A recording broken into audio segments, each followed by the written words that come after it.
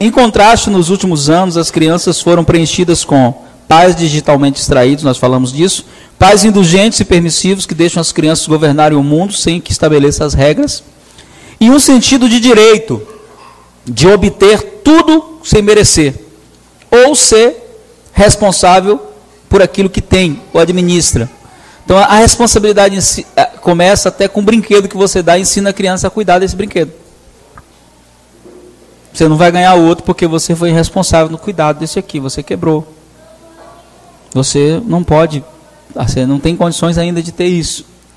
E é interessante isso porque quando você começa a estabelecer essas regras, aí o Mário Sérgio fala, né, os jovens da nossa geração são como adultos de férias. Eles viajam para todo lugar, eles fazem tudo, só não trabalham. Se divertem, às vezes tem, e ele falou o absurdo, né, muitos pais dão um tênis para o filho que vale o valor de 2 pneus do carro dele. Mas isso não começou agora, começou na infância, quando o pai levava a criança lá de frente ao caixa eletrônico, tirava dinheiro, e a criança chegava lá, via o pai colocar o cartão, o dinheiro saía. E ele ficava... Ele não sabe que para o dinheiro chegar ali, teve um processo chamado trabalho. Ele acha que é mágico. Igual o joguinho que ele tem na internet. Colocou o cartão, o dinheiro sai. Não, tem um processo. E uma das coisas que eu gosto muito que o Mário Sérgio fala, ele diz que nós precisamos voltar a fazer pamonha. O que é voltar a fazer pamonha? Ele conta da tradição de fazer pamonha no interior de São Paulo, onde os pais levavam os filhos para fazer pamonha. Então as mulheres descascavam milho, enquanto os homens ralavam. E na verdade eles ficavam ali juntos para ensinar o valor do trabalho. Aí ele fala algo muito interessante. Diz, hoje nós dizemos para os nossos filhos assim, vamos comer fora. Aí a gente leva o filho para comer num lugar que não é familiar, é como se fosse um motel gastronômico, onde você entra e tem tempo para sair, porque você não pode ficar muito tempo ali, porque senão não dá lucro. Então o espaço é feito sem conforto, para você não se sentir bem. A comida você não escolhe por nome, escolhe por número, e recebe num saco. Aí ele fala, quando eu era criança, quem comia em saco era cachorro. E a gente foi criado aprendendo que não se deve comer com a mão. Mas nesses lugares você come com a mão. E aí o mais ridículo dos ridículos, a gente começa a fazer guerra com comida. Numa geração que morre de fome. Ensinando para os nossos filhos que é muito fácil ter as coisas e que elas não têm o valor verdadeiro. Então ensinar os nossos filhos a valorizar. Eu tinha um trauma de infância. O meu trauma de infância era que minha mãe me batia porque eu quebrava as coisas. E até quando eu não quebrava, eu apanhava porque eu era o mais velho. Então se ela saísse, chegasse em casa e alguma coisa tivesse quebrado, e não foi eu, mas eu estava em casa, ela dizia, você vai, ele que quebrou vai apanhar, e você vai apanhar porque estava em casa e não cuidou. Então quando eu casei, eu disse assim, meus filhos nunca vão apanhar por quebrar nada. Não vai apanhar por quebrar coisa. Claro que quando esse quebrar tem uma desvalorização da noção do preço, da responsabilidade, ele vai ser punido, mas não vai apanhar. Não vai apanhar. E aí eu me lembro que quando a gente, com muito sacrifício, muito sacrifício, comprou uma televisão em São Paulo. A gente estava na prova, naquela época a gente não tinha dinheiro para nada. E aí, como a gente não tinha lugar para colocar a televisão, a gente colocou em cima de uma sapateira que a gente tinha. E Dani tinha 5 anos de idade. Então ela inventou de subir na sapateira. E quando ela pegou de frente, a televisão passou por cima dela e bateu no chão, estourou a tela. Aí quando eu cheguei em casa, né? Tô vendo o rosto calado assim demais, né? Aí eu falei, amor, aconteceu alguma coisa? Ela disse, aconteceu uma tragédia. Isso foi o quê? Dani foi subir e quebrou a televisão. Eu falei, quebrou a televisão? Como assim? Ela foi subir e a televisão caiu em cima dela. Aí eu fiquei preocupado, não com a televisão. Eu fiquei preocupado com ela. Disse, mas aconteceu alguma coisa com ela? Disse, não, a televisão passou. Ela era baixinha? Ah, é, até hoje, né? A televisão passou por cima dela. Se ela fosse maior, cairia na cabeça dela. Aí eu falei assim, a gente ainda estava pagando em suaves prestações 18 vezes, né? Não lembro. E aí eu disse para ela assim, o importante é que ela não se machucou. A televisão a gente compra outra quando puder. Ficamos pagando a televisão sem usar. Porque o conserto, a gente não tinha nem dinheiro para o conserto. Mas aquilo ali me serviu de lição, porque se fosse a minha mãe, não tinha 5 anos de idade. Para ela não importava, eu ia apanhar. Então eu peguei algo de prejudicial que me prejudicou e usei de maneira inteligente com os meus filhos. Então, claro, quando eles quebram algo porque eles estão sendo irresponsáveis, eles são punidos, mas é uma punição inteligente, dando a eles a sensação de que aquilo era valoroso e que eles perderam o valor, a noção do valor. Então, a gente tem que ensinar para os nossos filhos o quanto as coisas valem. Não para eles se tornarem pessoas interessadas por coisas, até porque o nosso lema é ame pessoas e não coisas. Então, desde criança lá, a gente ensinou o seguinte: ganhou uma roupa, dá outra. Cada roupa não fica cheia de roupa que não usa. Então, a gente ensinou o desapego desde criança. Mas a gente ensinou o valor que as coisas têm. É importante você ensinar para os seus filhos o valor que as coisas têm. Porque senão, eles não vão valorizar nem o seu, nem o de outras pessoas. As crianças precisam ter sono inadequado, nutrição equilibrada, a gente falou isso já, né? Hoje a gente vê esse desequilíbrio. As crianças estão desenvolvendo um estilo de vida sedentário. Não faz exercício, não brinca, não faz nada interessante.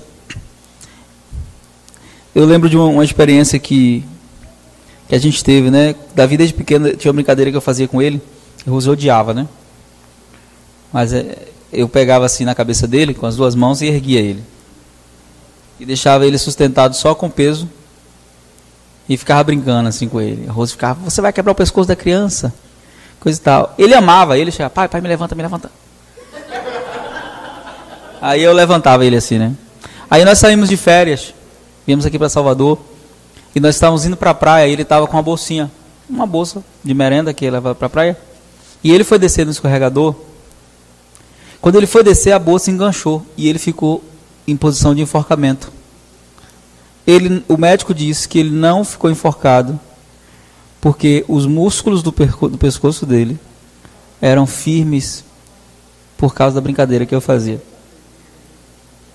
Mas da maneira que ele desceu no escorregador, na velocidade que ele desceu, que a bolsa enganchou, ele rodou e caiu. Pensa aí, ele enforcado, e ele tentando chegar. E quando nós fomos chegar nele, já tinha uns 30 segundos, porque a gente estava longe.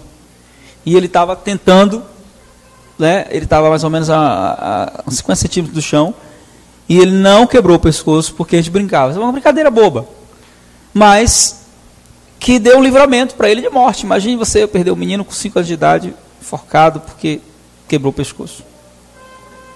Então, brincadeiras que vão levar os seus filhos a desenvolver um comportamento saudável, praticar esporte. Dê para os seus filhos presentes construtivos. O que são presentes construtivos? Você quer saber um presente extremamente construtivo que você dá para o seu filho? Um instrumento. Nem que seja de brinquedo. Né, Enzo? Cadê Enzo? Olha lá. Tocador. Não pode ver aqui a gente tocando que ele vem, ó. Então dê presentes construtivos. Eric, né? O Eric, eu fico fascinado com ele. Quando ele estava no aniversário, tocando galinha pintadinha, ele não tem discernimento ainda do que é, do que não é, né? Para dançar. Então, é adorador. Então, dê presentes construtivos, dê um instrumento para o seu filho.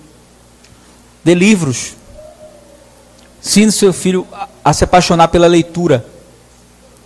Mas não coloque o seu filho para ler o que você gosta, não. Pergunta o que é que ele quer ler. Ah, pastor, ele quer ler gibi, não importa o que ele quer ler. Acho que tem Coloque seu filho para ler algo que ele gosta. Mas ensina seu filho a ler. Dá presente construtivo, presente que vai desenvolver a inteligência dele. Estava ouvindo um pianista falando, um dos grandes pianistas do mundo, ele dizendo: o maior presente que você dá para uma criança é um instrumento. Porque o instrumento pode estabelecer um legado para a vida inteira. E ele contou a história dele. Ele nasceu numa família muito pobre. Muito, muito, muito pobre. Os pais dele eram funcionários de fast food. Ele nasceu nos Estados Unidos. E ele disse que um dia, quando ele fez 5 anos de idade, o pai dele chegou com um presente em casa. E o presente era um violão de brinquedo. E ele disse que aquele foi o melhor presente que ele já tinha recebido na vida dele. E ele começou a tocar no violão de brinquedo. Com 7 anos o pai deu um violão de verdade. E aí com 8 anos ele estava tocando na calçada de casa e um senhor passou e achou lindo uma criança de 8 anos tocando e disse assim: você quer aprender a tocar piano? Eu te ensino. Ele disse, mas eu não tenho piano, mas eu conserto pianos. Lá onde eu tenho, tem muitos. Eu vou consertar um e trazer para sua casa. Será que seu pai deixa? E aí ele então foi presenteado com um piano aos 9 anos de idade, presente de aniversário. Um piano que naquela época era muito caro. E aí ele ainda é um piano muito caro, piano de verdade. E ele começou a tocar com esse senhor, que era um senhor da igreja, que tocava jazz, tocava blues. E ele começou a aprender a tocar piano. O curso de piano dura em média 15 anos. E ele começou com os 9 anos. Quando ele tinha 17 anos, ele já tocava em grandes orquestras. E aí ele disse assim, a minha vida mudou no dia que meu pai me deu um violão de presente. Então, um instrumento não é só um presente. O instrumento é um destino sendo estabelecido para algo que pode mudar para sempre a vida do seu filho. Então, dê instrumento de presente, dê presentes construtivos. Você precisa estimular os seus filhos, amém? Precisa livrá-los das armas tecnológicas. Estava lendo um artigo do David Carler Foster. David Carler Foster é um pastor que é ex-homossexual. Ele foi a primeira pessoa no mundo a falar sobre homossexualidade no meio evangélico. Quando eu comecei a trabalhar com homossexuais, restauração de homossexuais, David Carler Foster era o cara que eu mais lia. E eu tinha um desafio de traduzir, porque não falava inglês, então traduzi todo o material dele para português, para ler e aprender com o David.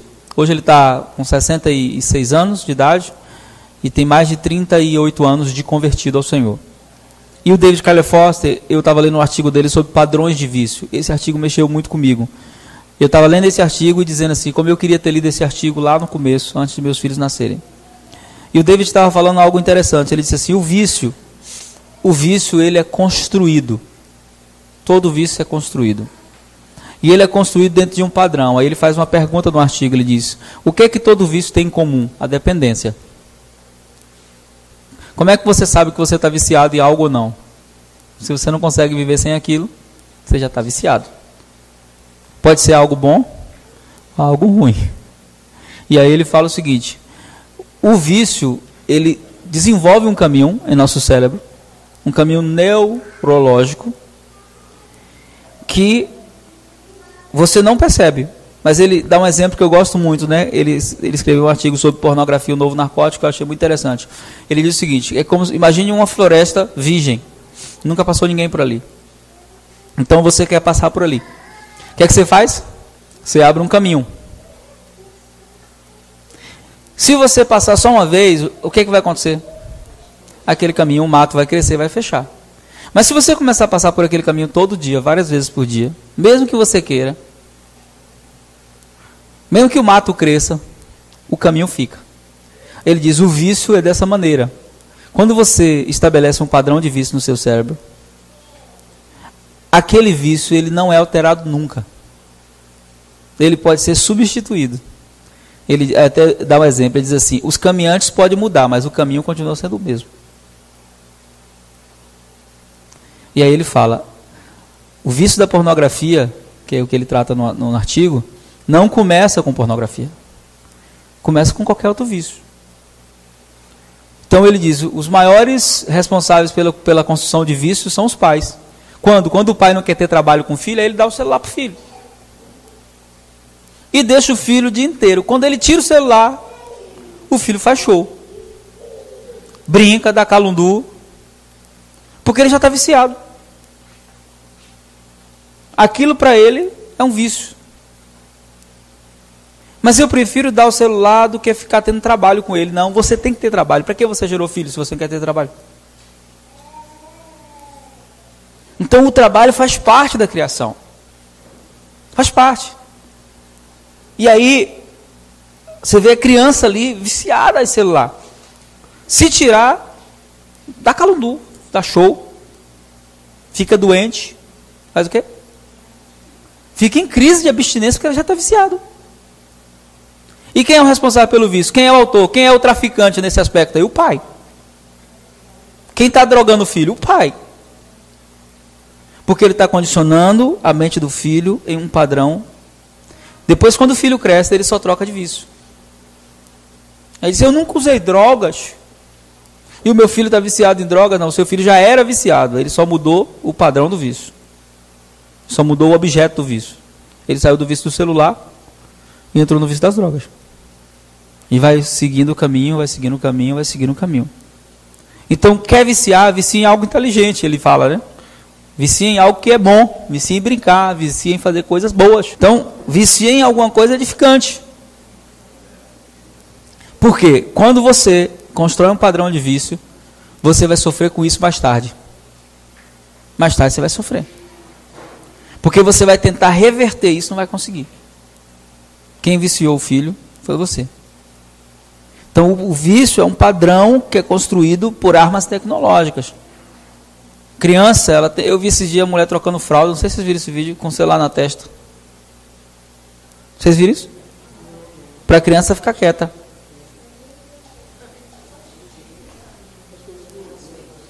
A mulher botou o celular na testa para trocar a criança. Isso é inteligente. Será? E o contato? E a relação? A mente vai absorver o que no momento do toque?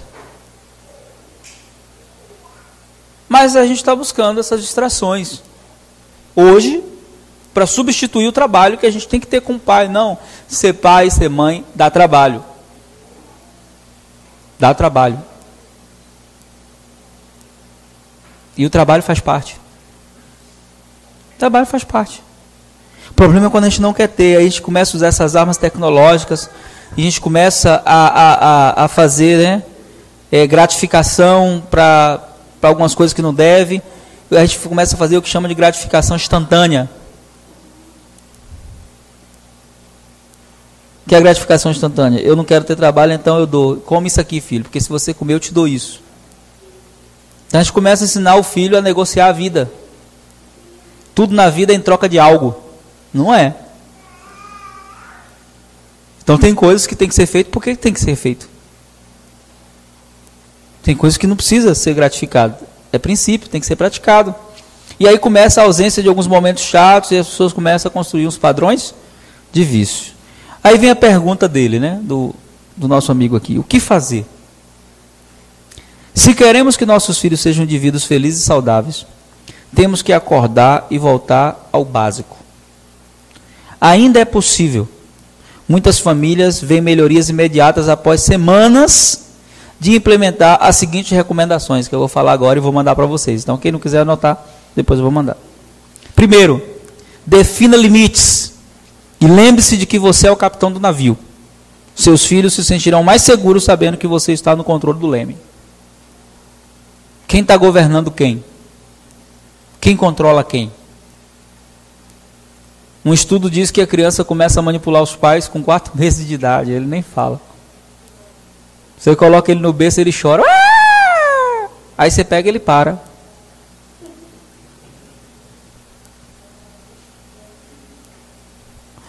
Aí traz para a cama. Ele começa a achar que ele é o dono da cama. Não é assim?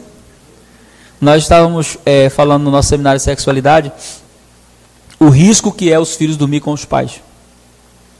Nós temos uma matéria no seminário de sexualidade que é a inocência roubada, onde nós falamos que os filhos perdem a inocência por culpa dos pais, em muitos casos. E eu conto exemplo de alguns casais que, quando crianças, tiveram acesso ao sexo dos pais e perderam a inocência antes do tempo. Porque para eles, no início era curiosidade, mas depois se tornou desejo com 5 anos de idade. Desejo com 5 anos, sim. A criança não dormia enquanto não via os pais terem sexo, porque ele sabia que ia acontecer. Quando cresceu, ele desenvolveu um padrão sexual distorcido, totalmente deturpado. Quando eu fui cuidar desse casal, eles estavam à beira do divórcio, porque eles não conseguiam viver uma relação sexual só os dois, tinha que ter uma terceira pessoa. Como começou isso? Na cama dos pais. Porque a criança vendo, a inocência vai embora. No começo ela vai achar estranho, bizarro, mas chega uma hora que ela vai começar a ver que aquilo ali é alguma coisa que está fora do padrão. Então nós precisamos estabelecer os limites que a criança precisa ter, porque senão ela nos controla. Então o limite quem coloca é quem tem noção do perigo, do risco. A criança não tem noção do risco. É claro que tem pessoas que são mais amorosas e pedagogicamente mais amáveis, né? Tem outras que são mais brutas, como eu. Aí tem um episódio que eu gosto de contar, né? Que as pessoas falam, misericórdia, que maldade. Mas Daniele, quando era pequena, ela não podia ver uma vela que ela queria pegar. Claro que a mãe nunca deixou. Primeira vez que ela saiu de casa e deixou eu com Dani sozinha, a primeira coisa que eu fiz foi acender uma vela. E fiquei de longe olhando, ela foi assim, ó. Quando ela tocou, aí eu disse, queima, papai. Tá vendo? Queima. Quer de novo? Acendi a vela, dodói. Falei, pois é, faz dodói. Fogo, dodói. Dodói, fogo. Acabou. Porque a gente dizia para ela, queima, ela não acreditava. Queima, minha filha, queima, vai queimar o dedo. Ela, não, fogo, bonito. Era bonito o fogo. Nunca mais ela achou fogo bonito. É claro que não vai por esse caminho, não foi um erro. Hoje eu não faria assim. Mas você viu, né? A gente teve um livramento de morte outro dia. A gente saiu, né? E eu tinha trocado as cordas do violão e deixei as cordas, os pedaços lá, né? Os pedaços das cordas. Que eu sempre corto as cordas para ficar mais curta. Aí ficou os pedaços lá e o Anthony, a Damares estava tocando na sala, o Anthony foi e perguntou para a Damares, isso é o quê? Aí disse, é a corda do violão. Aí ele foi para trás dela no sofá, chegou na tomada e enfiou. A corda é de aço. Quase ele morre. Apagou a luz da casa inteira. Queimou a mão dele. Então, esses limites, né, a criança não sabe. Então, se a gente for analisar a situação, teve erro de várias partes aí. De dizer, olha, se tomada dá choque. Tem criança que não sabe. Já viu criança que tem uma atração por tomada, quer botar o dedinho, irmão. Vê aquele buraquinho ali, ele quer meter o dedo. Então, esses limites que a gente faz, porque a gente conhece o perigo, né? Então você precisa ensinar os limites, não somente do perigo, amém? Mas os limites morais. Limites o quê? Respeitar pai e mãe, o mais velho. Até onde pode brincar, o que pode falar com a pessoa mais velha, o que não pode falar. São limites isso. Esses limites, quando não são respeitados, é um exemplo muito claro. Por que os professores da nossa geração sofrem tanto? Dessa geração, da nossa não, dessa geração. Porque é dos pais. Os pais não ensinam os filhos a respeitar os professores. Lá em casa eu digo, se desrespeitar o professor, é disciplinado. O professor na sala de aula, ele pode ser a pessoa mais errada. Aprenda a discordar sem ser desagradável. Não precisa bater de frente com ele não, mas ele é autoridade ali. Então não desrespeite o professor. Porque a escola não tem a obrigação de ensinar educação, de dar educação para as crianças. Ela fornece informação, educação quem dá é os pais. Só que a gente quer terceirizar, né? Estava ouvindo o diretor de uma escola falando assim, os pais chegam aqui chateados comigo porque o filho tirou nota baixa. Aí eu digo para ele, seu filho tem quase não sei quantas faltas. Ah, mas ele tem que vir para a escola porque senão não recebe mais o Bolsa Família. Foi a reclamação dos pais. Então ele não está preocupado com a educação do filho, não está preocupado com o futuro do filho, está preocupado com o benefício que ele tem do governo. Então nós temos que ensinar limites de respeito, de responsabilidades e tudo, amém? Oferecer às crianças um estilo de vida equilibrado, cheio do que elas precisam, não apenas daquilo que elas querem. Aquilo que eu quero e aquilo que eu preciso são duas coisas diferentes. Não tenha medo de dizer não aos seus filhos, se o que eles querem não é o que eles precisam. Então não tenha medo de dizer não. Quanto silencioso aí é o teu? Não tenha medo de dizer não. Não, meu filho, não agora. Agora eu não posso comprar para você isso. Agora papai não vai dar. Não. E tem que saber ser firme com isso. Porque senão quando ele tomar o primeiro não na vida, ele vai querer fazer alguma coisa contra a pessoa, achando que essa pessoa é o maior inimigo dele. Não é assim. A gente tem que aprender a isso. Passe pelo menos uma hora, no mínimo, com o seu filho, por dia. de preferência no ar livre, fazendo atividades como ciclismo, caminhada, pesca, alguma coisa que seja distração, que seja o programa deles, não o seu. Porque às vezes a gente quer encaixar as crianças nos nossos programas. O programa é seu. Não, mas e o deles, né? Então, criança tem que ter o programa dele, que é onde ele vai correr, onde ele vai brincar, onde ele vai rolar pelo chão, onde ele vai aprender. Estava vendo um estudo sobre educação. O título do estudo é Quem Educa Seus Filhos? Olha só que negócio interessante. É dele, do Sérgio Sinai. Quem educa seus filhos? Aí ele disse assim: hoje nossos filhos passam, em média, 6 horas na escola. Não é o tempo? Em média? Sentados com uma pessoa que você não conhece, não tem relacionamento, você não sabe os valores espirituais, morais, culturais dessa pessoa, mas ela fica 6 horas com seu filho diante dele. Aí ele fala: seu filho chega em casa, tudo que ele ouviu está ali dentro. Porque tempo, dedicação, resultado. Não tem jeito. Tempo, dedicação, resultado. Vai ser assim. É a matemática da lógica da vida. Aí ele disse: muitos pais não passam 1 hora com o filho. Até para ensinar o dever, ele fica com raiva. Acho que é uma obrigação extremamente desafiadora ensinar o dever para o filho.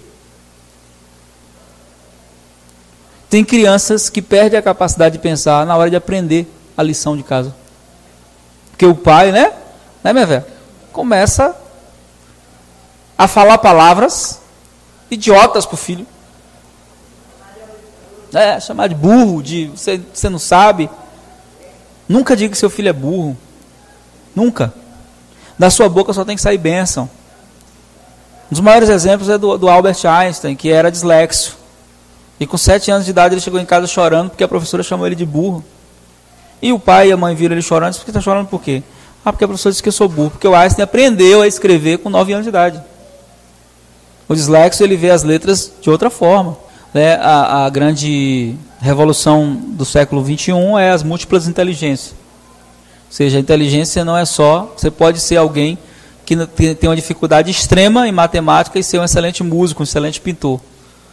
Então, um dos maiores erros que nosso sistema educacional promove no mundo é ensinar coisas para você que você nunca vai usar o resto da vida. Então, as universidades de alguns países de primeiro mundo já estão mudando. Eles estão criando o que eles chamam de educação por perfil. O que é educação por perfil? Eles estudam a criança e vê qual é a tendência dela. Ela é matemática, ela é lógica, então ela vai estudar só matemática e vai aprender as outras matérias como o básico da vida. O que ela precisa para se relacionar. E aí eu me lembro do pai de um amigo meu, que é um dos melhores guitarristas do mundo. Quando ele tinha 12 anos de idade, ele aprendeu a tocar guitarra, começou a tocar guitarra, e ele chegou para o pai e disse assim: pai, eu quero te fazer um pedido. O pai era pastor, olha que coisa louca. Mas um homem à frente do seu tempo, disse assim: o que é, meu filho? Eu queria que o senhor me tirasse da escola e me colocasse para estudar guitarra. Eu lhe prometo, pai, que depois que eu terminar a escola de guitarra, eu vou voltar a estudar. E vou fazer universidade, tudo que você quiser, mas faz isso por mim. E aí o pai diz: ok. Mas você me promete uma coisa, o quê? Você vai se tornar o melhor guitarrista do mundo. Isso eu te prometo. A primeira coisa que o pai foi, tirou ele da escola. Você vai estudar em casa comigo e vai estudar guitarra. E ele diz, que estudava 8 horas por dia de guitarra. Com 16 anos ele foi morar nos Estados Unidos ganhando $20 mil por apresentação tocando guitarra. Hoje ele se formou, é produtor musical, morou nos Estados Unidos durante quase 10 anos da vida dele, lá na nossa cidade. Fera! E esse pai prejudicou a educação desse filho? Não, ele foi inteligente, ele reconheceu. Só que isso é um problema na vida, às vezes nossos filhos eles não têm a capacidade para alguma coisa, mas você tem que descobrir o que seu filho é bom para fazer. Então nunca fala. E quando Einstein chegou chorando, e os pais foram lá, tiraram ele da escola, falaram um monte para o professor, e depois colocaram ele no sistema de educacional dentro de casa. Hoje no Brasil nós não temos o privilégio de ter homeschool. Nos Estados Unidos já existe homeschool. O que é homeschool? Você contrata um professor para ensinar o seu filho em casa. Muitas igrejas nos Estados Unidos já fazem isso. Pega todo mundo da igreja, Pega uma pessoa da igreja que é formada em educação, geralmente um pedagogo, alguém que tem formação na área educacional, e coloca para ensinar as crianças para que elas não tenham acesso às informações. Por quê?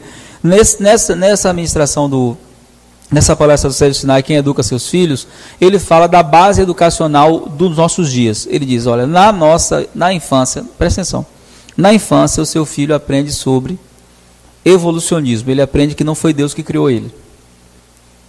Ele aprende isso no jardim de infância. Ele aprende que ele é resultado da evolução do macaco, do Homo sapiens. Seu filho aprende isso na escola. Então, se seu filho não tem uma base de educação consolidada, ele vai acreditar nisso.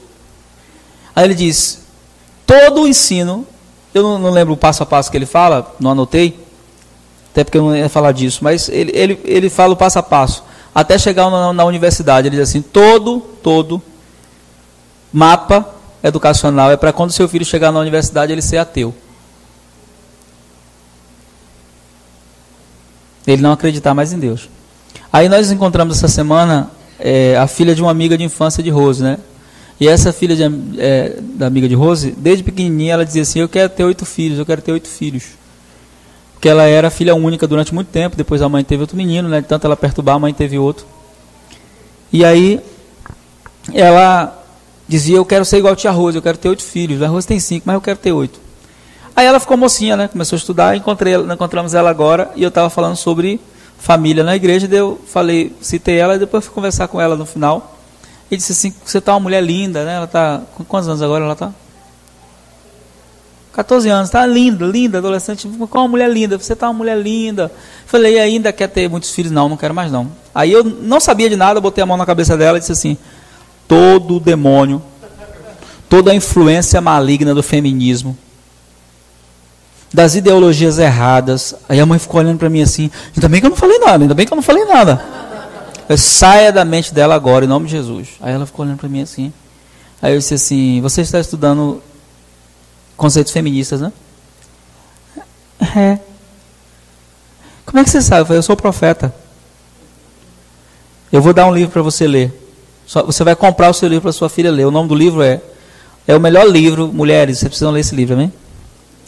É o melhor livro escrito para mulher que eu já vi na minha vida. Foi escrito por um homem, foi escrito pelo T. Jakes. O nome do livro é A Dama, Seu Amado, Seu Senhor. A Dama, Seu Amado, Seu Senhor.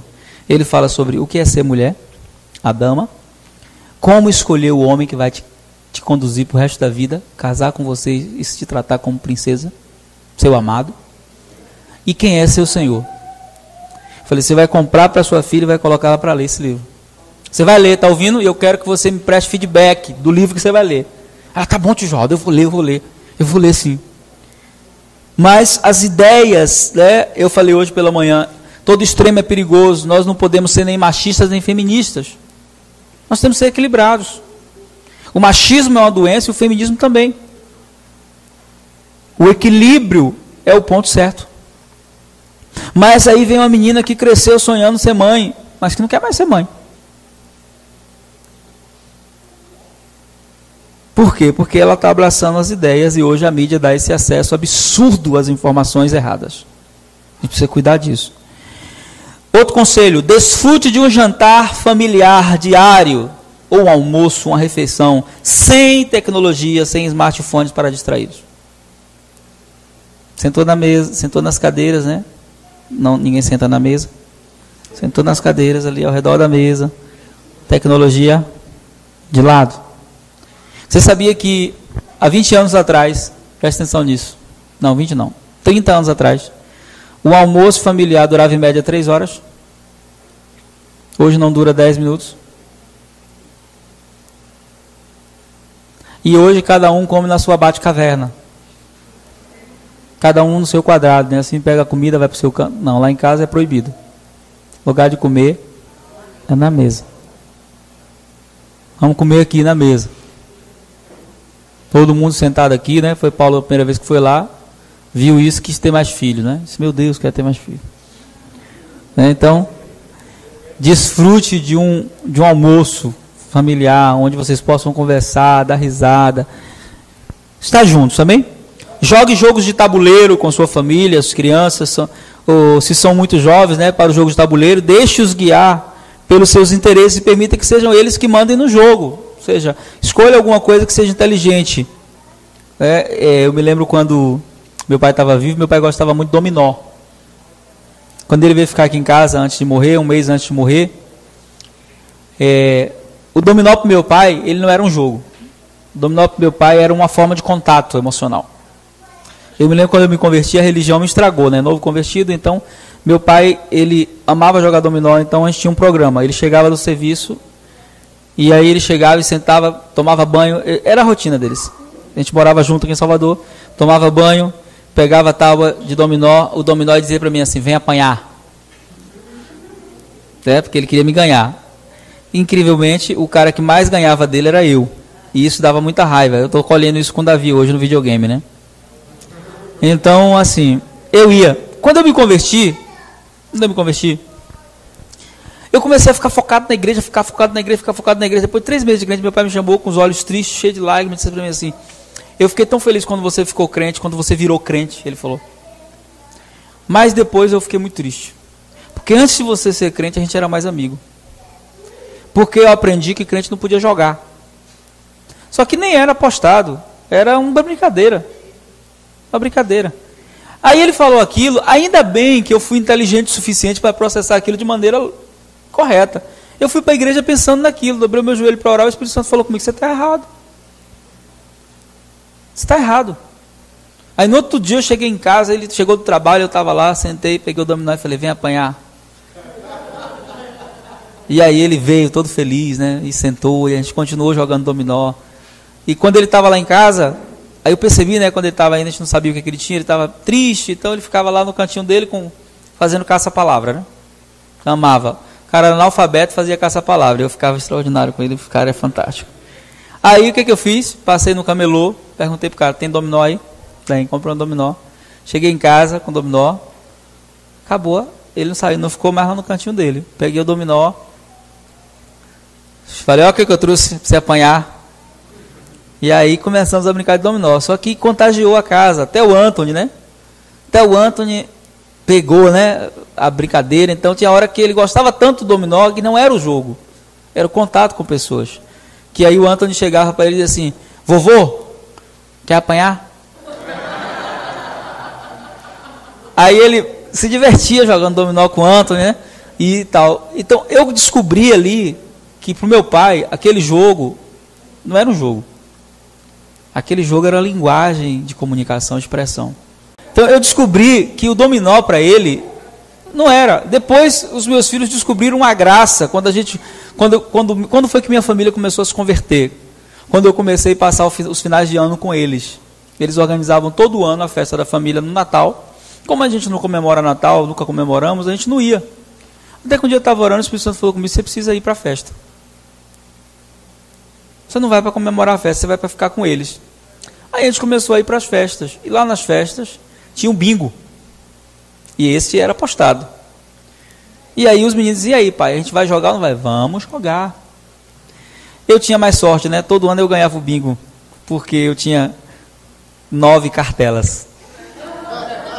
Era uma por direito, eu tinha 9 chances, porque eu tinha 7 filhos, então eu sempre ganhava.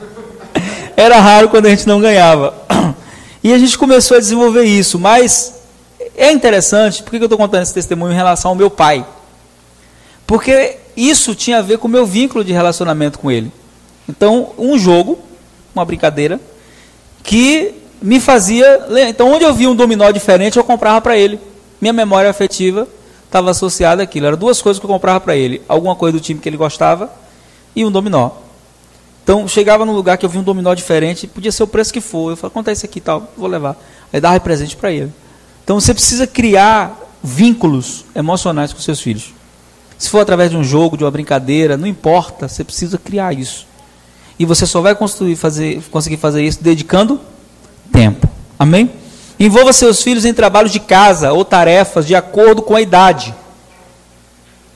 Dobrar a roupa, arrumar os brinquedos, pendurar as roupas, colocar a mesa, alimentar os cachorros, fazer algum tipo de limpeza. Eles precisam entender que que eles têm responsabilidade. Quando Davi tinha 11 anos, ele chegou em casa do mercado brabo. Chegou assim, olhou para mim, como que disse, quero ter uma reunião com você. E disse assim, quero fazer uma pergunta para o senhor. Não, 11 anos, que fala, por que só eu vou na venda comprar as coisas? Assim, a gente pode trocar, você começa a fazer as tarefas das meninas, elas vão na venda. Se quiser, você começa a limpar a casa, lavar o banheiro. E as meninas começam a ir na venda. Ele, não, é melhor ir na venda. Mas ele achava que era injustiça ficar indo na venda, porque só ele ia. Só ele ia na venda. E eu falei para ele, eu estou criando você para liderar, então você é o cara que vai negociar, que vai comprar as coisas, então você precisa ir na venda, vai comprar as coisas. Então a gente precisa ensinar responsabilidades para os nossos filhos. É claro que isso vai mudar de criança para criança. Lá em casa a gente tem essa dificuldade, né? Tem uns que respondem mais rápido, né? Tem outros que não. Tem uns lá que quando a gente coloca para fazer as coisas, só Jesus, né, cara? Eu lembro de minhas irmãs. Tem uma irmã, né, Lene, até hoje quando eu mando as meninas lavar os pratos, eu digo assim, não lave os pratos no modelo Gislene, que é minha irmã. Porque ela lavava o prato, você pegava assim, o bicho escorregava de gordura. Aí minha mãe, né, que era bruta, já chinelava, né? Mas não tinha jeito. Ela sempre lavava assim. E aí hoje eu brinco com ela, né, ela é casada, e aí, nega? Não, hoje eu lavo certo. Mas minha mãe não deixou de mandar fazer, porque ela fazia errado. Às vezes, não vou deixar fazer, não. Tem que entregar responsabilidades. Amém? Outro ponto, implementar uma rotina de sono consistente para garantir que seu filho durma o suficiente. Os horários serão ainda mais importantes para crianças na idade escolar. Estava ouvindo uma palestra de um professor extraordinário do Brasil, até já morreu ele, que é um dos fundadores do Colégio Ângulo. Não sei se você já ouviu falar do Ângulo. O Ângulo é o melhor curso do Brasil e o melhor modelo de ensino do Brasil. Por quê? Porque o Ângulo tem uma perspectiva de ensino. Matéria dada, matéria estudada hoje e praticada hoje. Então no Ângulo é assim, você aprendeu hoje, você chega em casa, você tem que fazer a tarefa hoje, tem que corresponder hoje para ter prova amanhã. Então você aprende, não tem como você não aprender. E quem tem essa parte de organizar é os pais. Os pais precisam organizar a vida dos filhos nesse aspecto, de implementar esses horários. E aí onde entra o sono na hora certa, horário de dormir, horário de acordar. Isso precisa ser feito, né, de maneira correta. Ensinar responsabilidade e independência. Não os proteja excessivamente. Ensina eles a se defenderem de várias coisas, né? Contra qualquer frustração ou erro. Errar os ajudará a desenvolver a resiliência e a aprender a superar os desafios da vida. Então, às vezes, o erro faz parte do processo de aprendizado. Você errou tanta coisa para aprender, não é assim? Então, a gente tem que aprender a julgar os erros de maneira inteligente. Aí ele dá alguns conselhos básicos aqui. Ele diz assim, ó, não carregue a mochila dos seus filhos. Também não põe uma mochila muito pesada, né? Mas ele carrega. Não lhes leve a tarefa, se esqueceram. Não descasque as bananas para eles, coisa simples. Ou descasque laranja, se eles puderem fazê-los por conta própria. Aí ele coloca a idade de 4 a 5 anos. Em vez disso, né? Aí ele fala, em vez de dar-lhes o peixe, ensine-os a pescar. Então, o que você vai fazer? Ensinar a responsabilidade. Comer com garfo. Eu lembro, né, quando Rayane viajou comigo, era aniversário dela. E aí ela dizia assim, pai, ela falou, ela tinha 6 anos de idade, pai, de presente de aniversário, eu queria viajar com o senhor. Eu viajava muito pregando, né? Aí eu levei ela para a Conquista, à noite nós fomos comer no restaurante, e eu percebi que ela não sabia comer de garfo e faca. E eu fiquei com vergonha. Eu passei vergonha, na verdade. Mas eu não coloquei a responsabilidade nela. A responsabilidade era minha. Eu não havia ensinado. 6 anos de idade. Quando a gente voltou para casa, assim, a partir de hoje, você vai comer de garfo e faca. Aí peguei e ensinei, é assim que come, desse jeito, tal. E comecei a ensinar. Porque às vezes a gente quer cobrar coisas que não ensinou para a criança. Então você tem que ensinar para depois você poder cobrar. Ensine-os a esperar. Às vezes esperar é necessário. Ensina os filhos a esperar. Pai, eu queria isso, tá bom, eu vou te dar daqui a tantos meses. Ô pai, me dá hoje, não, meu filho. Primeiro você vai vencer aqui, fazer aqui, e vai chegar. Por quê? Porque a gente não tem tudo na vida de imediato. Tem coisas que a gente vai ter que aprender. Tem que aprender a esperar.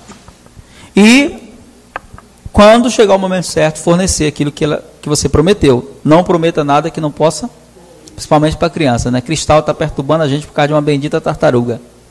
Falei com o Paulo, a gente vai dar a tartaruga. E Paulo, esqueci de falar com ele, não diga. E ele falou para ela que ia dar. Agora todo dia ela pergunta, minha tartaruga. Daiane veio hoje, eu esqueci de falar com Daiane, porque é o pai de Daiane que vai dar a tartaruga, né? Porque lá tem um monte de tartaruga no sítio dele. Que era para falar para Daiane já mandar o pai trazer hoje, né? Essa tartaruga. Mas não prometa nada para a criança se você não for dar. Porque pode traumatizar, sabia disso? Prometer e não cumprir. Então não quer dar, não tem como dar, diz agora eu não posso. Quando eu puder eu lhe dou. Quando? Mas não diga assim, eu vou lhe dar e chegar e não dar porque é complicado. Fornecer oportunidades para o tédio, a criança precisa passar, uma vez que o tédio é o momento em que a criatividade desperta. Não se sinta responsável por sempre manter as crianças entretidas. Não use a tecnologia como uma cura para o tédio. Ou ofereça no primeiro segundo de inatividade. Para você ficar quieto, tome isso aqui. Não, não faça isso. Evite usar a tecnologia durante as refeições, no carro, restaurantes, shopping centers. Use esses momentos como oportunidades para socializar e treinar cérebros para saber como funcionar quando no modo tédio.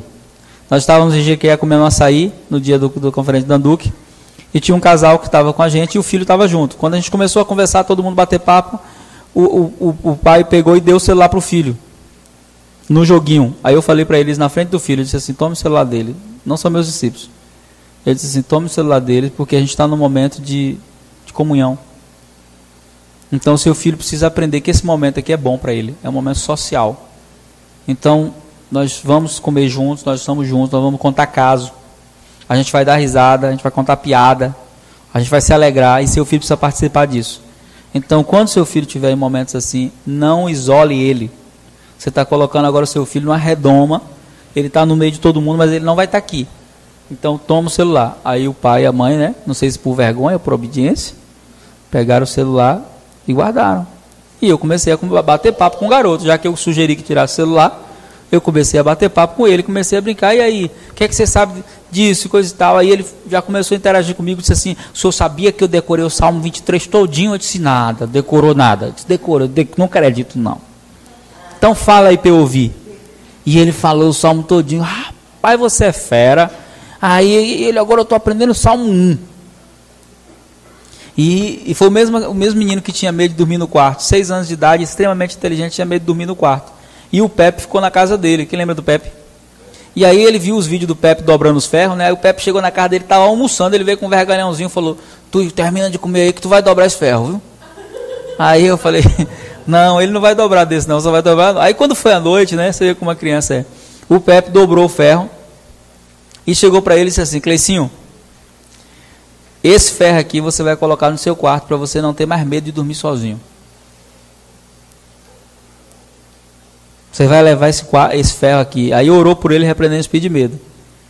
E nós fomos embora. 2 dias depois, a mãe mandou o vídeo para a gente, falando, pastor, Cleicinho dormiu sozinho já 2 noites. Aí eu conversando com ele, eu falei, quer dizer que agora você está dormindo sozinho? Ele, a melhor coisa do mundo é não sentir medo, pastor. Ele fala, é tão bom. Eu durmo sozinho com o ferro do Pepe. Se aparecer alguma coisa, eu meto o ferro na cabeça. Eu comecei a rir, falei, isso aí, meta mesmo. Pode ser qualquer bicho, você mete o ferro. Aí ele até no banheiro eu levanto e vou sozinho, não mijo mais na cama, vou sozinho. Então, aquela conversa começou a entreter ele. Mas ali a gente pega, não dá o celular, isola o filho, não faça isso. Amém? Ensina o teu filho o valor dos relacionamentos. Ajude a criar uma cultura, né? de construir, de ser grato. Eu achei algo muito interessante que eu quero citar aqui, que Paulo e Amanda me falaram, que eu achei assim, muito extraordinário. Eu acho que é algo para a gente imitar, copiar. Coisas boas, a gente deve fazer isso, amém? Eles têm lá na casa deles o dia de celebrar. O que é o dia de celebrar? É um dia na semana onde eles saem com as meninas para celebrar algo novo que elas aprenderam. Ou alguma coisa diferente que elas fizeram, algum ato de obediência. Então, Cristal conseguiu fazer isso pela primeira vez. Então eles vão para um lugar, ele fala, nem que seja para comer um cachorro quente, mas hoje nós vamos sair para celebrar. Então eles saem com os filhos e dizem, hoje a gente está celebrando aqui porque Belinha não mijou na cama essa semana. Ê, vamos celebrar. Você ensina que essas coisas são boas. Eu achei extraordinário isso, né? Você ter o dia de celebrar, porque a gente às vezes não ensina nossos filhos a serem gratos. E celebrar é comemorar as vitórias. As vitórias têm sabor e as derrotas também. E se você aprende a saborear só as derrotas, você não vai saber saborear as vitórias quando elas chegarem. Então eu achei interessante essa questão do dia de celebrar, né? Sair um dia para comemorar a vitória daquilo que você fez, a primeira vez que a Amanda palestrou e coisas e tal, estamos aqui para celebrar. Esse reconhecimento gera no coração dos filhos que a vida tem esses momentos que são importantes. Amém? Está emocionalmente disponível para se conectar com as crianças, ensinar-lhes autorregulação e habilidades sociais. Desliga os telefones à noite quando as crianças têm que ir para a cama para evitar a distração digital. Tome, né?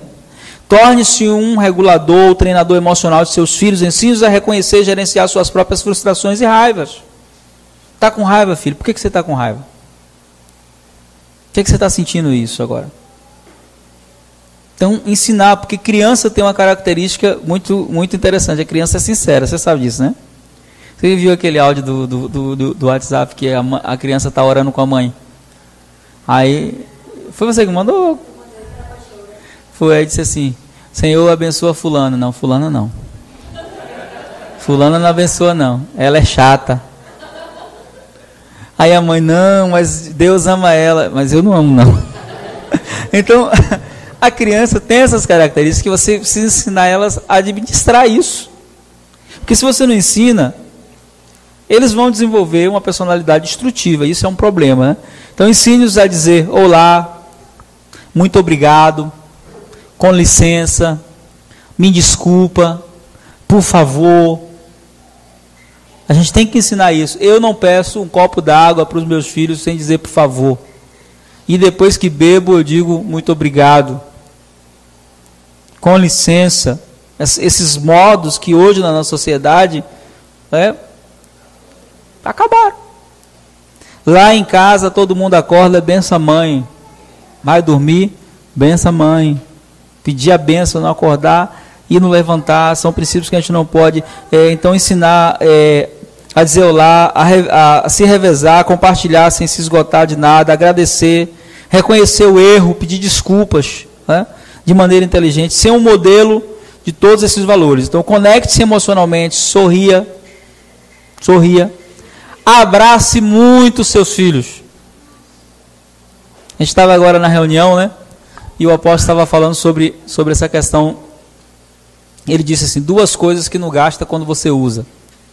E quanto mais você usa, mais multiplica. Ele disse, unção. Quanto mais você usa unção, mais ela multiplica. E amor.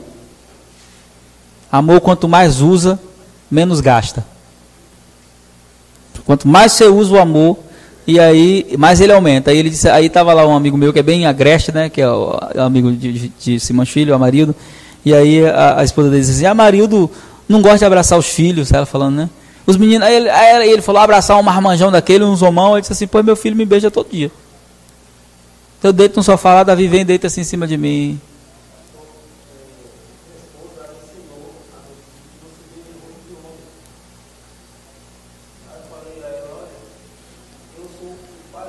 Claro que se beija. O meu me beija todo dia.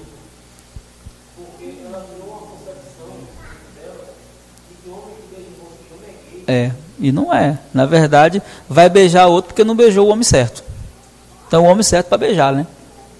Eu falo pro meu filho, eu sou o homem que você tem que beijar. E ele me beija. E eu gosto quando ele me beija. Às vezes ele está lá no sofá, ele deita, né? Aí deita aqui no meu colo. Aí eu beijo a cabeça dele, faço carinho. Aí eu tenho um sobrinho, que é um sobrinho de consideração, que é John, filho do pastorzão. E aí ele ficou adolescente, estava com aquela mania de ninguém beijava ele, homem nenhum, nem o pai. Aí eu chegava lá, agarrava ele à força. Começava a brincar com ele, eu vou lhe beijar agora, seu cara. Ele, não tio. Chegou uma hora que eu venci. Chegava lá e me abraçar, e aí tio, eu beijava ele, não falava nada. Aí eu disse, você está pensando o quê? Que é isso, rapaz? Vamos deixar de bestagem? Então assim, beija, né? O apóstolo Joselito uma vez estava aconselhando um pastor e falou com ele, né, sobre isso. O filho do pastor era gay. E ele, um dos conceitos era esse, né? O pai nunca tinha beijado o filho. Porque homem não beija homem. Uma saudação. Você sabe que a igreja primitiva, eles foram acusados de duas coisas, né? Eles foram acusados de canibalismo, a igreja primitiva, porque eles falavam da ceia que a gente come e bebe a carne de Jesus.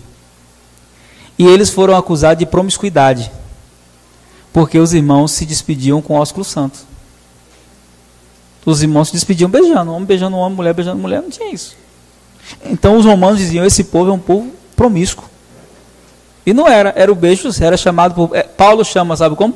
Beijo santo. Quando eu fui para a Argentina, eu fiquei chocado, porque na Argentina é normal, tanto fora como dentro da igreja. Ninguém, se você apresenta qualquer homem para você na Argentina, quando você pega na mão dele, ele beija seu rosto. Tudo bom, como estás? Muito gosto. Quando eu cheguei na Argentina, eu falei, nossa, o negócio aqui é mais aberto, né? Mais liberal. Pois então. Mas é só você assistir uma partida de futebol em que um time argentino entra em campo com outro. Os caras se beijam. Porque não tem essa maldade. Na verdade, a gente começou a criar conceitos de maldade, dos afetos, né? Então, a gente coloca uma capa, uma máscara, coração cheio de maldade, e não faz as coisas básicas da vida. O apóstolo Joselito disse assim, Deus me deu um comando de não pegar mais na mão de ninguém, que é para abraçar todo mundo, ele falou. Então, ele está assim, né? Você chega lá e fala, ó meu pai, ele agarra. E abraça. Ele disse, Deus me proibiu de pegar só na mão. É abraçar agora, liberar amor para as pessoas. Então faça isso com seus filhos, amém? Todo dia beije e abrace, todo dia beije e abrace. Faça cócegas, leia, dance, pule, brinque, rasteje com elas, né? Dançar com os filhos. A gente fazia muito isso com as crianças, né? De vez em quando a gente ainda faz. E seja um instrumento de amor para os seus filhos, amém? Para a gente terminar, porque não vai dar tempo de falar mais, eu quero ler um artigo importantíssimo que faz parte do nosso congresso de paternidade, que fala sobre o papel do pai. Amém? Quero ler isso aqui para vocês para a gente terminar. A ciência confirma, vou mandar isso para vocês também, amém? Que é insubstituível na formação da criança o papel do pai, sexo masculino. É insubstituível.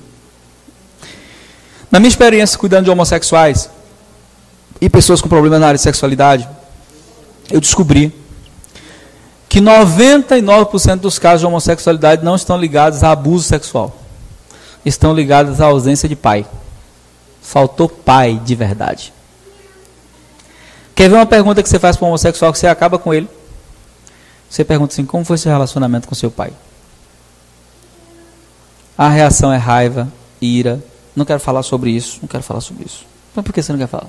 É tanto que a maioria dos que eu cuido, que eram gays, ou que ainda são, me chamam de pai. Tem alguns que falam para mim chorando assim, ó, eu posso lhe chamar de pai? Porque o pai, ele é o formador da identidade e do destino. E aí esse artigo mexeu muito comigo, diz assim, o pai é fundamental na formação da personalidade da criança e como ela desenvolverá diversas características até a vida adulta. A criança sente a rejeição, isso aqui mexeu muito comigo, como se ela fosse uma dor física. As partes do cérebro ativadas quando um pequenino se sente rejeitado são as mesmas que se tornam ativas quando ele se machuca.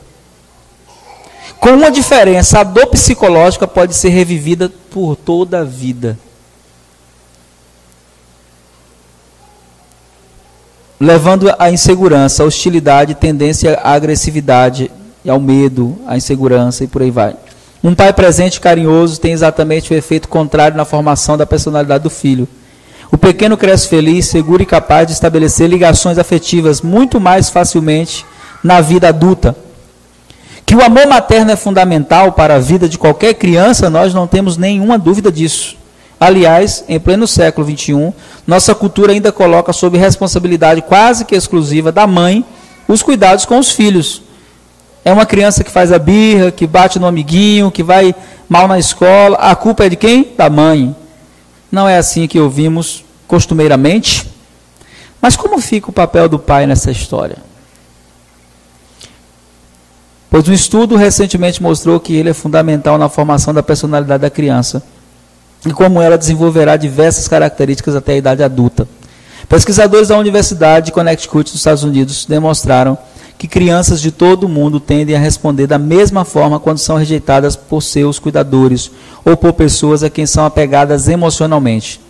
E quando essa rejeição, preste atenção nisso aqui, é do pai, diferentemente do que muitas pessoas acreditam, ela causa marcas profundas. Por quê? Segundo os estudiosos que avaliaram 36 trabalhos envolvendo mais de 10 mil pessoas, entre crianças e adultos, a rejeição paterna tem essa influência tão marcante porque, em primeiro lugar, é mais comum do que a materna. O pai rejeita mais do que a mãe. E também porque a figura do homem na casa é associada a prestígio e poder. Ou seja, para a criança é como se ela tivesse sido esquecida ou preterida por alguém que todos consideram importante na casa. Então o efeito é mais nocivo. Você quer ver? Eu estou vendo isso acontecer aqui na igreja. Uma coisa interessante. O pastor na igreja ele é uma figura de importância. Então o Eric chegou aqui hoje, a primeira pergunta que ele fez, qual foi? Cadê o pastor? Pastor, o Israel ficou comigo no final de semana, né? Esses dias agora, um dia. Chegou aqui na igreja, a primeira coisa, porque para eles o pastor é importante. Porque eles veem como vocês me tratam. Então, se eu não expresso amor e carinho por eles, isso gera no coração deles um sentimento de rejeição, que é sentido como uma dor física. Para mim fica fácil, porque eu amo criança, né? Para perceber que eu estou sério, a criança chegou, eu me derreto, eu viro criança.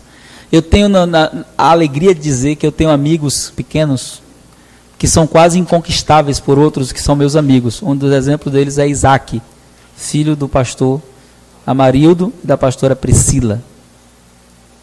Isaac é uma criança que não tem muitos amigos e que é difícil de conquistar. Eu levei mais ou menos quase um ano para conquistar Isaac. Como é que eu fiz isso? Era missão conquistar o coração de Isaac. Então eu chegava lá, brincava. Hoje Isaac é doido por mim. A mãe não pode falar que eu vou para lá. Se disser, Santos está chegando aí, Isaac não dorme. Nem para a escola ele quer ir. E aí tem coisas que eu falo com Isaac que ninguém fala. De brincadeira, de zoeira. Mas eu tive que deixar de ser o pastor quando eu chego lá. Então tive que rolar pelo chão com o Isaac, tive que fazer guerra de bufada. Tive que deixar ele pintar minha cara de batom. Tive que brincar com ele. Mas porque eu queria o coração dele, eu queria ser amigo dele. Então o pai, ele tem essa figura de importância para o filho que precisa ser manifesta. Agora vem a parte mais triste. O estudo mostrou que as crianças sentem a rejeição como se ela fosse realmente uma dor física. As partes do cérebro ativadas quando um pequenino se sente rejeitado são as mesmas que se tornam ativas quando ele se machuca. Com uma diferença, a dor psicológica pode ser revivida por anos, levando a insegurança, hostilidade, tendência à agressividade e outros comportamentos. A boa notícia é que um pai presente e carinhoso tem exatamente efeito contrário na formação da personalidade do filho.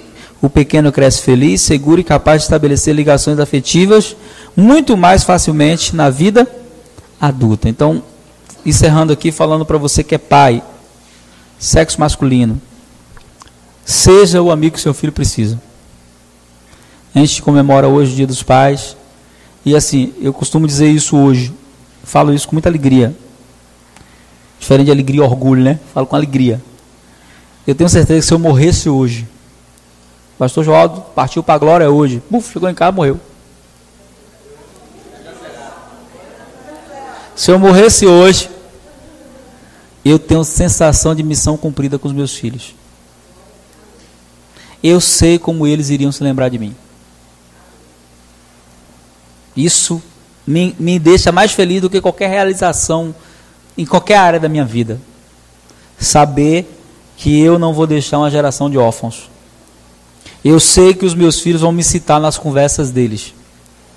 E aí eu quero encerrar, para a gente orar, contando um testemunho.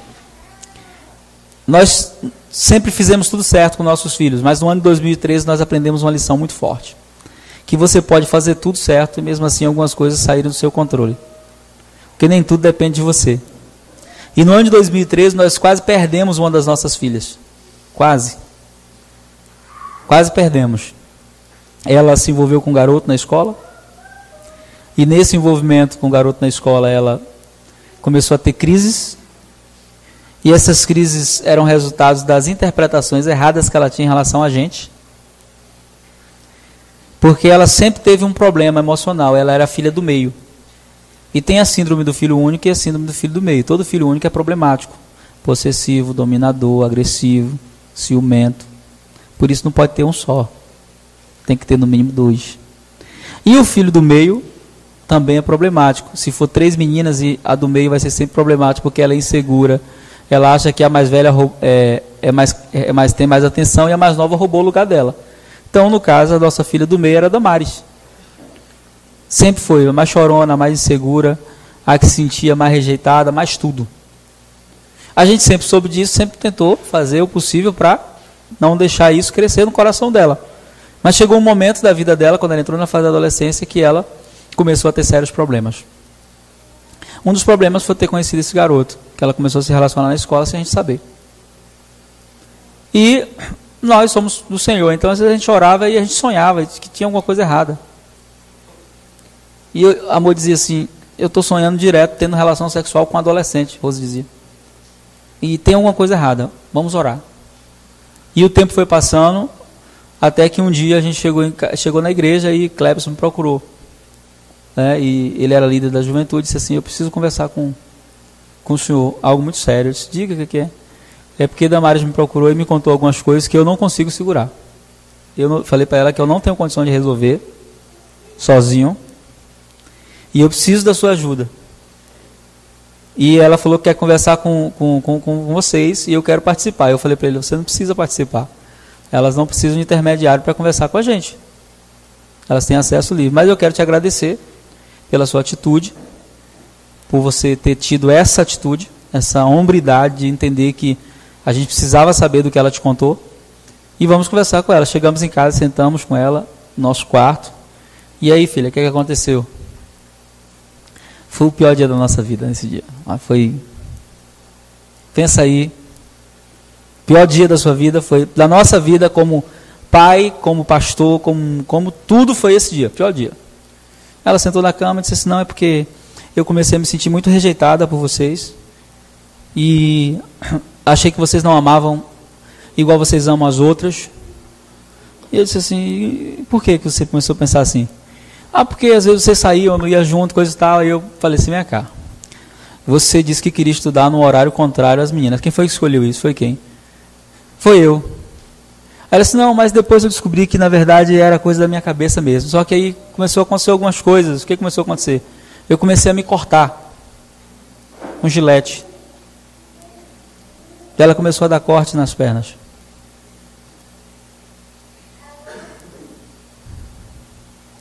Aí eu falei, sério? Aí ela levantou o short, mostrou. Até eu já estava extremamente abalado. Sem saber o que falar. Olhava para a Rose olhava para mim. Aí ela foi e disse assim, só que não para por aí não. Eu conheci um garoto na escola e aconteceu. Eu disse, aconteceu o quê?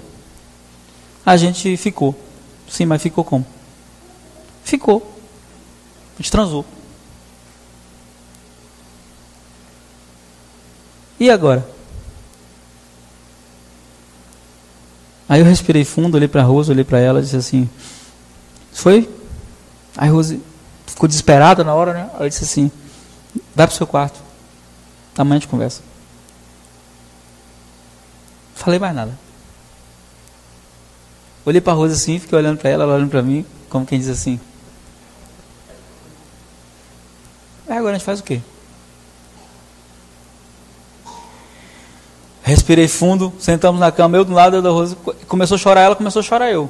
Só chorava os dois. Ela chorava, eu chorava, ela passava a noite toda chorando. Ela chorando, eu chorando, ela chorando, eu chorando. Ninguém conseguia, a gente não conseguia falar um com o outro. Aí comecei a orar. Dizia assim, Senhor Jesus, isso não está acontecendo, isso é mentira. Isso não é verdade, não é possível. E aí então, Não consegui dormir. 3 horas da manhã eu fui no quarto dela, ela também estava acordada. Aí eu bati na porta do quarto e falei, senta aí na cama, eu quero conversar com você. Aí peguei e falei com ela, senta aqui no meu colo. Ela, hã? Senta aqui, abracei ela, chorei, não falei nada. Não conseguia falar. Só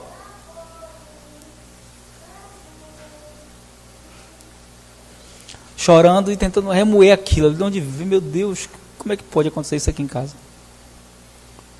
Aí eu disse para ela assim, eu queria lhe pedir perdão. Aí ela, por não ter percebido sua necessidade. Eu queria te pedir perdão, porque eu tenho a responsabilidade de ter percebido a sua dor, eu não consegui perceber isso. Não consegui perceber a sua carência. E eu sei que você foi buscar em outro lugar, porque você não encontrou em mim como pai. Eu queria te pedir perdão por isso.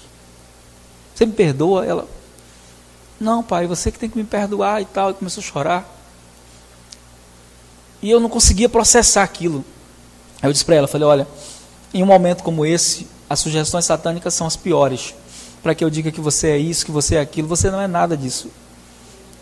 Eu gerei você para ser princesa, para ser bênção.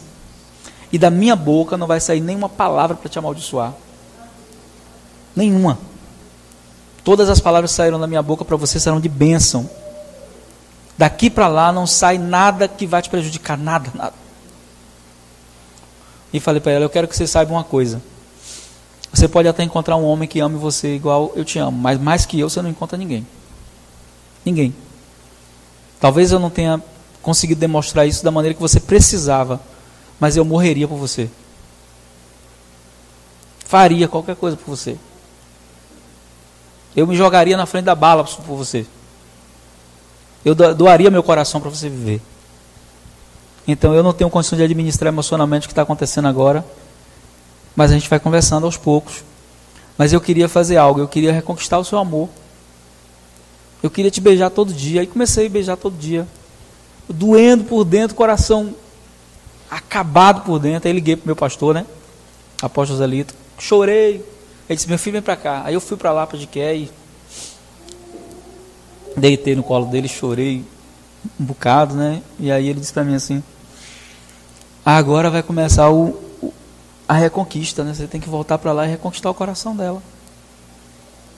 E aí então nós voltamos, eu e Rose, sentei de novo com ela, porque ela estava se sentindo rejeitada. Ela começou a ter um comportamento de culpa, porque talvez a minha postura foi algo que ela nunca esperava, por ser uma pessoa muito dura, por ser uma pessoa muito firme. E aí então o Espírito Santo falou comigo assim, agora é o momento de você resgatar o coração dela, não seja idiota, resgate. Aí eu falei para ela, você sabe que você vai ser disciplinada pelo que você cometeu, né? Só que eu não vou te disciplinar agora, porque eu não tenho condição de fazer isso agora, eu ia pegar pesado, eu ia te agredir, eu não quero fazer isso. Mas você vai ser, só estou te alertando que no momento certo você vai ser disciplinado. Agora eu quero amar você. E aí Deus falou comigo algo muito forte. Deus disse para mim assim, olha, eu sou o seu pai. Você ficou ferido quando ela errou? Eu costumo dizer que o erro dela doeu mais do que qualquer pecado meu. Aí Deus disse assim, é assim que eu me sinto quando você erra. Mas você é a maior expressão do meu amor por ela. Então se você agora não agir com amor, ela vai deixar de me amar por sua causa. Então haja com amor. E aí eu comecei a agir com amor. Sentei com ela outros dias depois, disse assim, senta aqui, tá tudo bem? E ela começou a ficar totalmente diferente com as irmãs, com todo mundo. Ficar dentro do quarto, fechada, não falava com ninguém. Ficou depressiva. Queria morrer. Porque ela achava que ela tinha destruído minha vida, meu ministério. E aí eu comecei a falar para ela, minha filha, meu ministério é você. Você é meu ministério. Eu deixaria a igreja, deixaria qualquer coisa só para cuidar de você. Esquece isso. E comecei a reconquistar o coração dela. E nós tínhamos feito, acho que 2 anos antes, o Barbaracá de Dani, que foi a festa de 15 anos. E o Barbaracá significa festa da honra. Então eu pensei em várias maneiras de disciplinar ela. Então sentei com ela e disse assim, olha, 2 meses depois eu dei uma surra nela. já não estava mais com raiva, já estava tranquilo, né? Disciplinei, depois sentei e falei, ela, não, pai, eu merecia isso. Mas aí cheguei com ela e falei assim, olha, você sabe que o Barbaracá significa filha da honra, né? Ela disse, sei. E você nos desonrou profundamente, você sabe disso, né? Sei. Você acha, eu quero que você julgue, você acha que você é merecedora de uma festa de 15 anos? Como a sua irmã teve? Não, não sou merecedora. Então você não vai ter festa de 15 anos. Saí dali, desenvolvemos a ideia de não fazer. Aí eu fui orar, né? Aí o Espírito Santo falou comigo assim, quando você erra, como é que eu lhe trato? Eu lhe trato com graça? Ou eu lhe perdoo? O que eu faço com você? Aí eu disse, o senhor me perdoa. E eu lhe trato com o quê? Com graça, né? Então você não vai fazer realmente o banquete da honra porque ela desonrou você. Mas você vai fazer para ela o banquete da graça. Você vai dizer para ela, você não merece, mas eu vou fazer. Não é porque você merece, é porque eu te amo. E aí passou os dias, eu chamei ela e falei assim, olha, ela já tinha desistido. Eu disse assim, já senta aqui, eu quero conversar com você. É o seguinte, eu fui orar e Deus falou algo comigo. Eu quero fazer sua festa. Não vai ser o banquete da honra, porque você sabe que você nos desonrou. Mas vai ser o banquete da graça. Não é porque você merece, é porque eu te amo. E eu não vou ficar devendo nada para você. Vou te honrar. Vou te abençoar. E a gente fez a festa mais linda. E no dia da festa, né, eu li para ela o meu discurso, está até hoje aqui guardado. E disse para ela, né, esse dia Deus está dizendo para você que é assim que Ele te trata quando você se arrepende. Ele te perdoa, Ele te abençoa, Ele prepara um banquete para você. Sabe o que aconteceu? O que vocês estão vendo hoje. Hoje ela é uma menina admirável. Uma adoradora extraordinária. Vida devocional profunda. Apaixonada por Jesus. Apaixonada pelo Pai. Me beija, eu vejo que não é um beijo de antes, é um beijo diferente. É o beijo do resultado do perdão. É o beijo do resultado do amor. Mas eu podia ter perdido minha filha nesse ponto da vida. Ela poderia hoje estar fora da igreja, revoltada comigo, revoltada com a mãe. E a gente não estaria vendo o que a gente está vendo hoje, todo dia aqui. Ela me surpreende a cada dia. Eu costumo dizer para ela que eu sou fã dela, né? Essa dor demorou para sarar no meu coração. Tinha momentos que eu olhava para ela e doía como uma facada. E ali eu confessava perdão, eu dizia, eu te perdoo em nome de Jesus. Hoje eu não consigo sentir absolutamente nenhum sentimento de prejuízo. Pelo contrário, eu digo para ela, filha, o que aconteceu com você vai servir para você salvar e abençoar muitas pessoas. E o mais importante, o quanto ela aprendeu sobre paternidade e amor por essa experiência. E aí passou uns meses, esse cara chega lá, né? O cara que hoje é o noivo dela. Chega lá e ela diz assim, porque eu estou gostando de Binho. Esse é mesmo, é. E a diferença de idade é muito grande, não sei se vocês sabem disso. Ele tem hoje, quantos anos? 29 anos e ela tem 18. Aí Rose disse, não, é muito velho para ela. Não. Muito velho para ela. E aí, a gente resolve tudo com oração, né? Eu comecei a orar. Eu perguntei para a Rosa assim, tirando a idade, o que descaracteriza ele? Tirando a idade. Não, né? Quer casar, né, velho? Estou de olho em você. Né?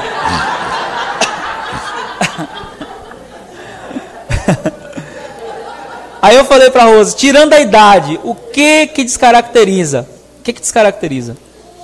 Aí eu sentei com ela, antes de conversar com os dois, na época, sim, quando ela me fez a proposta, ela estava com 14 anos, ou já tinha feito 15? Tinha feito 15. Eu sentei com ela e disse para ela assim, minha filha, é o seguinte, eu vejo Deus nesse negócio por um motivo. Esse cara conhece a sua história. E se mesmo conhecendo a sua história, ele está disposto a casar com você, é porque ele te ama. Então eu não vou dizer não. Eu só vou dizer o seguinte, você sabe quais são as regras de relacionamento aqui em casa. Você vai se relacionar dessa maneira, e eu quero que vocês sejam felizes. Chamamos eles, abençoamos eles para o relacionamento. Mas, uma das coisas mais favoráveis a ter aceitado o relacionamento foi o dia que ele me procurou para contar a história que eu não sabia. Naquele dia ele ganhou no meu coração um lugar. Porque ele poderia ter ouvido isso e ficar um segredo entre os dois. Então eu falei, esse cara é digno da minha confiança. Esse cara é digno da minha confiança, esse cara.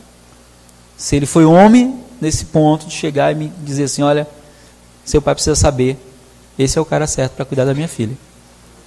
Então hoje a gente vive essa história, né? Dan é um exemplo de superação, de recomeço, e é uma pessoa extraordinária. Mas a gente tem essa história que muita gente, quem não sabia disso? Pouca gente sabe disso. Pé, agradecer a Deus. Você pode dar um aplauso ao Senhor?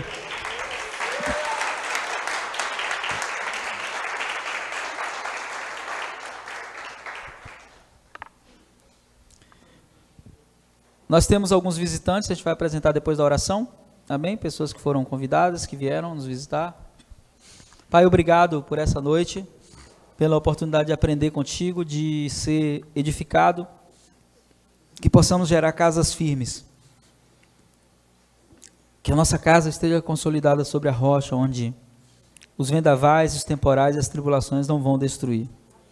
Te louvamos porque sabemos que Tu és o Deus que se revela a nós como Pai, como Abba. Que cada pessoa aqui possa experienciar essa graça de viver em família da maneira correta, da forma certa. Te bendizemos, te exaltamos e te louvamos pela oportunidade de poder viver o Evangelho dentro dos princípios do Senhor. Abençoa cada família, aqueles que estão tendo dificuldade com seus filhos, que eles possam receber a graça do Senhor, que nenhum filho se perca, porque nós não geramos filhos para a perdição. Tua palavra diz que nossa semente seria semente bendita nas nações, e nós abençoamos cada pessoa, em nome de Jesus. Amém. Senta um instante.